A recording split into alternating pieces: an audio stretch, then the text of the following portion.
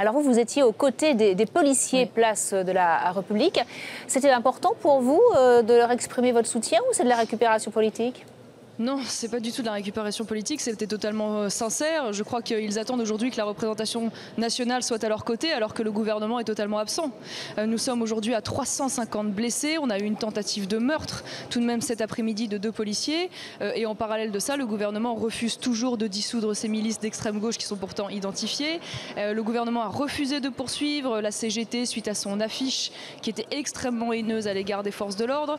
Un certain nombre de CRS ont témoigné, ils sont nombreux de façon anonyme en disant qu'ils avaient des ordres parfaitement laxistes, qu'ils avaient l'interdiction d'intervenir alors même qu'ils assistaient à des dégradations ou à des agressions extrêmement graves. Donc je crois que dans ces conditions, il était parfaitement normal que nous soyons à leur côté.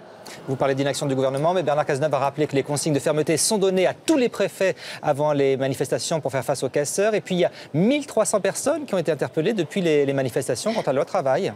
Oui, mais c'est toujours pareil, on est dans la fermeté des mots. Je crois qu'une fois de plus, le gouvernement est totalement dépassé. Il est dans ses prisonniers, on va dire, de ses amitiés à l'égard de l'extrême gauche. Il ne souhaite pas véritablement répondre au malaise profond qui aujourd'hui touche cette profession des policiers, qui en réalité ont le sentiment d'être totalement noyés sous des procédures chronophages, d'être en permanence en effectif tendu, du fait des suppressions de postes d'ailleurs de Nicolas Sarkozy, d'avoir le sentiment de vider l'océan à la petite cuillère, du fait d'une politique pénale extrêmement laxiste.